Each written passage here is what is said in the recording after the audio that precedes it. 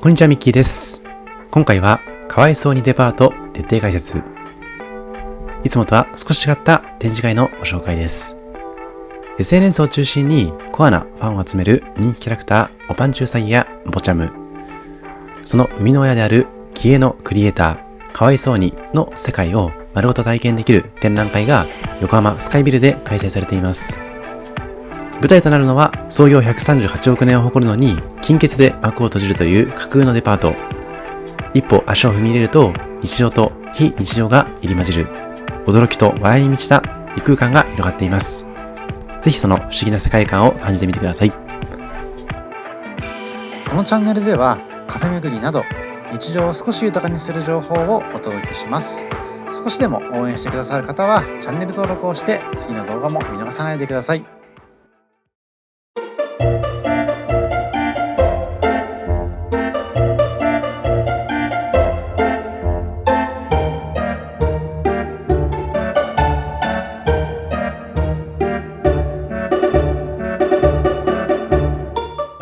さて、早速、かわいそうにデパートとはというテーマでお届けします。SNS 総フォロワー数が数百万を超え、若年層を中心に絶大な支持を集める気鋭のクリエイター、かわいそうに。彼女が手掛けるキャラクターたちは、どこか不憫でありながらも愛らしく、私たちの日常に潜むちょっとした哀愁を代弁してくれます。そんな世界観の詰まった一大展示、かわいそうにデパート。一般料金3300円、高校生は1500円になってるんですけども、実は中学生以下に関しましては、保護者の方1名につき2名まで入場可能。中学生以下のみでの来場はできないんですけども、保護者の方がいらっしゃることで、とてもお得に楽しむことができますので、例えば会期の7月20日までの連休だったりとか、土日祝日を使いながら、ちょっとした笑いに包まれてみてほしいです。本展はそんな彼女の脳内を現実空間に落とし込んだような過去最大規模のイベント。舞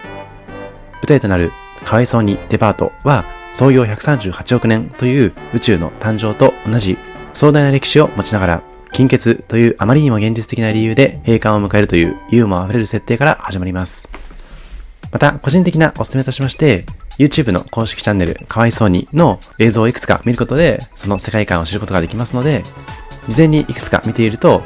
あの動画に登場したあのキャラクターがこのデパートにも姿を現しているといった発見をすることもできそうです。さて、今回の展示は仲間、希望、お金をテーマに掲げた館内。2つのフロアにまたがり、20の売り場と100点を超える展示物で構成されています。ここは単に鑑賞するだけの空間ではありません。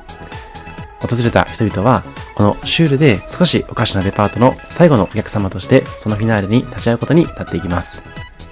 ありがちなポスターだったりとか、ありがちな展示物がたくさんあるんですけども、よく文字を見てみると、ツッコミどころ満載。ぜひ確認しつつ、一つ一つの展示物を眺めてみてほしいです。結構ブラックユーモアが多いので、大人の方の方が実は楽しめるかもしれません。また、楽しみ方としましては、お子さん連れの方は、この広告の何がおかしいかということを考えていただくと、いい脳みそのトレーニングにもなると思いますし、展示物だったりとか作品の感性っていうのも大人にとって参考になるかもしれません。そんな展示は、フロア全体をデパートという一つの壮大な空間として徹底的に作り込んでいる点に魅力があります。ローカル感のある BGM や整然とした装飾は私たちが普段よく知るデパートの風景そのもの。しかし流れる曲、掲示物、商品、店員、その一つ一つをよく確認してみますと突っ込みどころ満載。こちらの香水コーナーに関しましても日常のあるあるを香水のテーマになぞらえたような展示が多数。特にかわいそうにさんが女性ということもありまして、女性の方こそもしかしたら共感ポイントが多いのかもしれません。恥ずかしながら私自身は普段化粧品系は最低限の清潔感レベルしか使ったことがないので、もしかするとその魅力もあまり感じることができていないのかもしれません。一方で、かわいそうに作品のメインキャラクターでありますおぱんちゅうさぎやぼちゃむ、きいまろを模したような様々な商品だったり展示もありますので、そこも確認してみてほしいです。また、西洋絵画のオマージュだったりとか、そのシニカルなメッセージに関しましては、私が好きなパスキアだったりとか、ダリ、加えてバンクシーなど、現代アートを手掛ける様々なアーティストさんの感性とも近いようなものを感じますので、芸術的な方も先入観で嫌わずに一度足を運んでみるのもいいかもしれません。特に通常の美術館に比べて入場者数も限られているので、結構ゆったりとその観覧ができるところも楽しいポイントになっていました。今ご紹介していますのは地下2階の様子。この後、地下1階に登っていくんですけども、フロアの移動は一方通行になっていまして、戻ることができません。その点だけご注意ください。それぞれ商品として展示されている展示物に関しましても、普段私たちが日常に利用し消費活動を行っているデパートという見慣れた空間の中に、かわいそうにフィルターをかけることでいつもの景色がまた違って見えてきます。さて、ここからは各売り場に潜む癖が強すぎる従業員たちのご紹介。順路を進みますと、普段はお客様が立ち入ることができないようなバックヤード、警備室までも堂々と公開されています。この展示のためのオリジナルキャラクターがバックヤードにいるんですけども、日常の中でもバイトがちょっとサボっていたりとか、そういったイメージを少し皮肉的に展示しているのと、こんな形でモニターには多数のウイルスに感染した PC のモニターがあったりとか、監視しているようで実は全く仕事ができていないみたいなところもちょっと面白かったです。普段の日常の中でいろいろ考えすぎてしまったりとか、失敗を恐れて結構押し込んでしまうことも多いと思うんですけども、こういった形で極端に振り切っているようなキャラクターを見ることで少し心も楽になるかもしれません。このバックヤード以外にも各売り場にはこの場所のために書き下ろされた強烈な個性を持つ従業員たちが潜んでいます。デパート館長を務めます夢見ドリオをはじめ、紳士服店店長として鋭い眼光を放つ I love you など、一度聞いたら忘れない名前と設定の細かすぎるキャラクターたちが来場者たちを迎えます。もちろんおなじみのおパンチウサギやボチャムも、ここではこのデパートの一員としてそれぞれの役割を全うしています。そんなキャラクターたちの生き生きとした姿を通して、このデパートが活気づいていく様子も印象的でした。さて、ここからはせっかくなのでいくつか展示内容をご紹介。まずは洗練された空気が漂う高級ブランド手荷物のコーナー。ちょっと私もメッセージ性が正しく掴み取れているか不安なんですけども、高級バッグが展示されているようで幽閉されているような空間。それぞれのバッグには冤罪だったり銀行強盗、既読無視など、ちょっとずつ犯罪っぽいようなものもあれば、モラル違反程度のものもあったりとか、なんとなく SNS で叩かれてしまいそうなメッセージが込められたバッグが幽閉されていました。個人の想像ですけれども、そのバッグごとの特徴をそのバッグを持っている人のイメージになぞらえながら、なんとなく勝手に推察して私人警察のように逮捕してしまう、そんな空間になっていたのかもしれません。そしてこちら中央部にあります制服の進化の歴史図。ここもとても個性的で、その制服の変遷を書いてるんですけども、ありえないぐらい設定がぶっ飛んでいるので、一つのバラエティとして楽しんでみてほしいです。続いてこちらは歴代館長のお墓。このデパートでは寿命を迎えたタイミングで次の代に引き継がれるといった特殊な設定になっていまして、つまり生きている限りはずっとデパートの店長になっていたという、そんな設定がされていました。そのような歴代館長の展示を終えた後は、かわいそうにデパートの歴史を紡いでいるような様々な展示がされています。一方で展示されている各箇所には消火器を模したような大根だったりとか、日常のあらゆるところに存在する様々な要素をかわいそうにさんの世界観になぞらえて展示されている様子がところどころで確認することができます。この歴史に関しましてもいろんな歴史が書いてあるんですけども、ありそうな要素を詰めつつありえない要素も入っているので、日常でいろいろと考えながら過ごしている方こそ楽しめるような、そんな空間なのかもしれません。当時流行したゲームなどはもちろん架空なんですけれども、意外と小学生時代とか子供の頃に目を馳せてみますと、そんな感じでローカルルールが発生して、そのゲームがなぜか流行ってたなといったこともあるかと思いますので、そんな子供時代の思い出だったりとか柔軟な発想方法を示しているのかもしれません。そして中央部にありますのはかわいそうにデパート限定の自販機コーナー。片方はこのかわいそうにデパートの展示物になっているんですけども、もう片方に関しましては実際にサントリー自販機から限定のドリンクを購入することができます。対象商品を買うことでラベルのおまけが手に入ります。公式自ら印刷がかなり粗めと宣言している謎の仕様になっていて、その辺もクスッと割れてしまうような、そんな空間です。こちらは展示の一部であります当時の茶食、また当時のデパートの企画書も出来上がっています。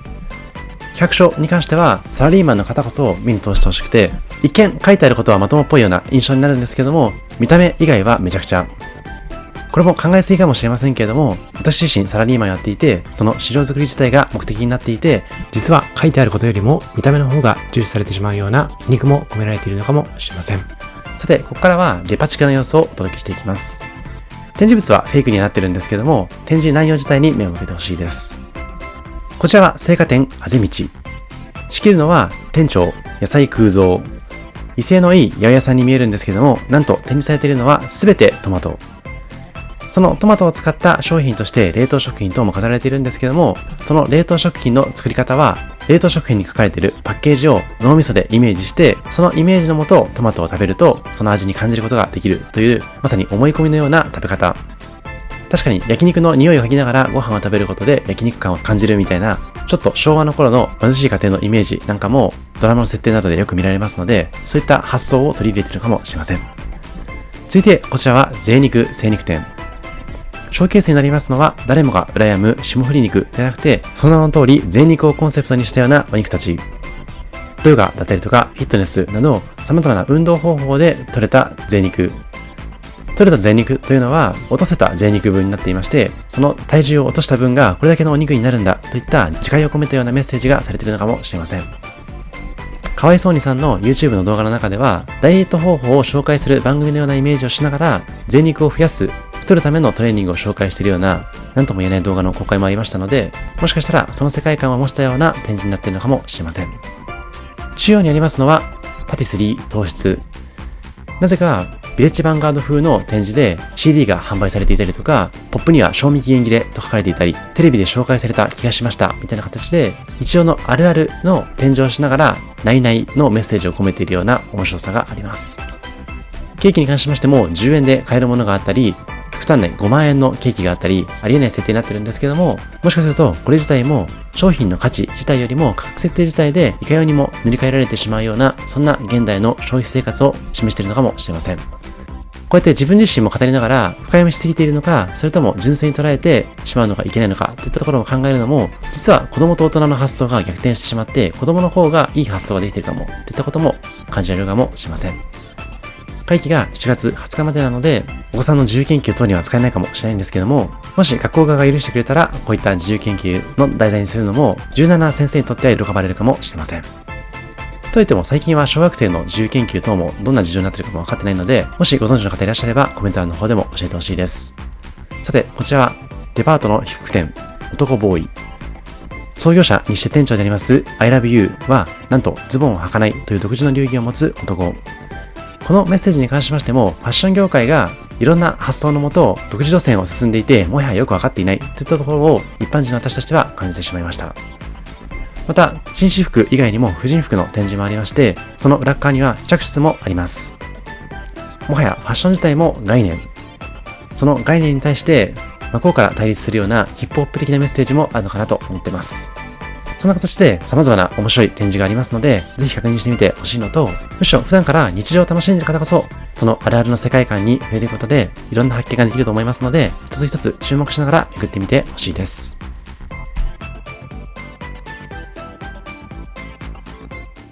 さて、ここからは狂気とユーモアが渦巻く売り場を抜けて、地下1階に向かいます。地下1階では、来場者の五感をさらに激しく揺さぶるエンタメエリアになっていまして、まずはペットショップがお出迎え。とは言っても、もちろんただのペットショップではありません。愛らしい子犬や子猫が人々を癒す心温まるエリアのはずですが、そのペットの説明書きに書かれている内容もだいぶパンチが効いています。また個性的なワンちゃんグッズ、猫ちゃんグッズもありまして、犬目線でのある種動物愛護っぽい発想もあるのかなと思いました。とはいっても、そんな考え方に関しても見る人が想像をかき立てながら考えるエリアになっていますので、ぜひとも皆さんもいろんな考えを巡らせてほしいです。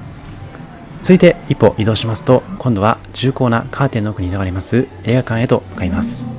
もちろん映画館で販売されていますスナック類も特徴的です。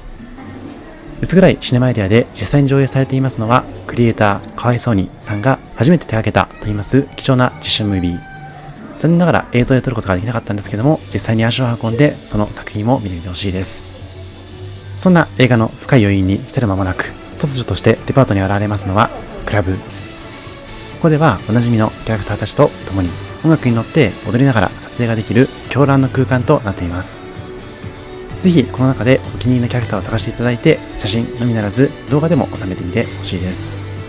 こんな感じで地下2階の展示を眺めるエリアに加えて、今度は音や映像で楽しめるコンテンツが地下1階には充実していますので、写真映え以上に動画映えを意識する方にはこちらの方がより楽しめるかもしれません。続いてはファミレス屋というレストランエリア。もちろんファミレスの歴史の中に書かれている情報だったりとか、ファミレスで展開されていますメニューも一癖も二癖もあるものばかり。私も普段からカフェ巡りやグルメ巡りで様々な飲食店を訪れてるんですけども、もちろんこんなメニューを見たことはありません。とはいっても、そんなぶっ飛んだ発想だからこそ、過去に誕生してきた様々な喫茶店メニューだったりとかカフェメニューは意外とインスパイアされる部分もあるのかもしれません。ぜひカフェ好き、グルメ好きな方々はこちらも楽しんでみてほしいです。さて、そんな地下1階のエリアもフィナーレに近づいていきます。中央にありますのはアーケードゲームのコーナー。昭和デパートの屋上を彷彿とさせるようなレトロな筐体が並んでいるんですけども、もちろん一筋縄ではいきません。遊べるゲームの中には大人気キャラクター、パンチュウサギだったりとか、ボチャムのゲームもあったり、あとはかわいそうにさんの YouTube 動画を見ている方なら知ってるかもしれないんですけども、ホテルダンゲロースの従業員さんが大股小股で歩きながらゴールへと向かっていく、そんなゲームもありました。単純な構造ではあるんですけども、意外と難しかったのでトライしていただいて、ぜひ上位入賞を狙ってみてほしいです。最近だとチャット GPT だったりとかクロードコードでこういったゲームも単純に開発できるんですけども、こんなかわいそうにさんのキャラクターがあるからこそ楽しめるようなゲームだったので、今後はゲーム開発の現場においてもこういったアイコンの強さが重宝されるような時代になるのかもしれません。そして地下1階には占いサロン友の会というものがありまして、こちらではあなたの深層心理を暴き出す19タイプ診断のエリアもあります。いわゆる最近流行っています MBTI 診断だったりとか恋愛タイプ診断のようなものなんですけども、もちろん質問の内容も一癖も二癖もあります。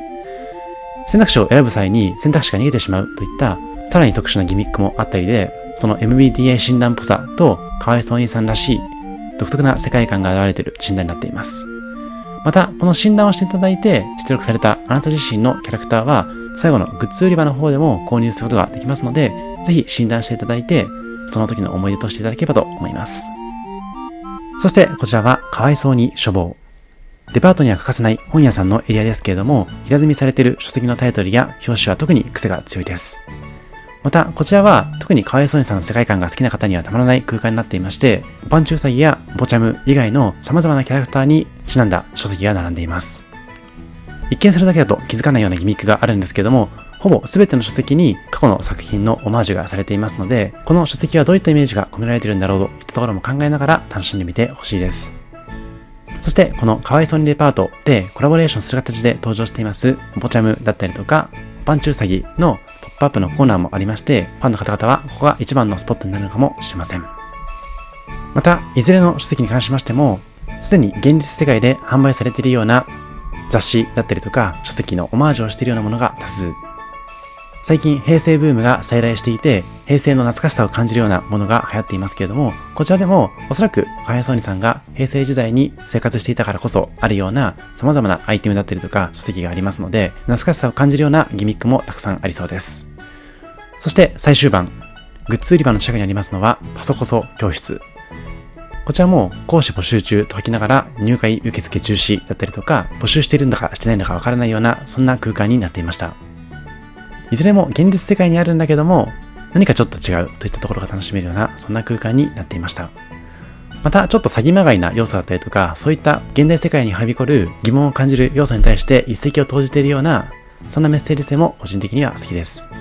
最後にはこういった形でかわいそうにデパートのグッズ売り場がありますので、この作品の中で気に入ったものがあればぜひ購入してみてほしいです。さて、ここからはアフタートーク。今回ご紹介しましたかわいそうにさん。もちろん私も YouTube で見ているんですけども、そもそも皆さん普段どんな YouTube を見ていますか？アフタートークに合わせて私も自身の登録している YouTube チャンネルをちょっと見てみました。結構こういったかわいそうにさんのような独特な世界観が好きで、ジャンルが似ているかはわからないんですけれども、例えば YouTube 初の小説家のウケツさんの動画を見たりとか、マキシマムザホルモンの公式チャンネルだったり、ピヨピヨ速報みたいなチャンネルも見ています。そんな形でちょっと現代に癖のある作品を生み出しているような YouTube チャンネルが割と好きです。あとは世界史も好きなので、世界見聞録だったりとか、あとはお金に対する勉強として両学長のリベラルアーツ大学も見ています。また旅行系のチャンネルだったりとかカフェ系のチャンネルは結構見ているのと、映像の勉強としましてガジェット系の YouTuber さんだったりとか Vlog 系の YouTuber さんも幅広く見ています。皆さんの方でも好きなチャンネルとかあると思いますので、ぜひ聞いてみたいです。私のチャンネルを見ている方がどういったジャンルに興味があるかといったところも踏まえながら、今後の動画制作もしていきたいと思っています。この動画がいいと思いましたら、チャンネル登録といいねよろしくお願いします。また、インスタグラムの方では最新の情報をお届けしていますので、そちらのフォローもお願いします。また、本チャンネルではメンバーシップもやっています。これまでに巡ったカフェの情報が簡単に探せる会員限定サイトだったりとか、制作の裏側、また新施設情報、新店舗情報、これからの気になる情報などもお届けしていきますので、よかったら参加してみてください。以上、ミッキーでした。ありがとうございました。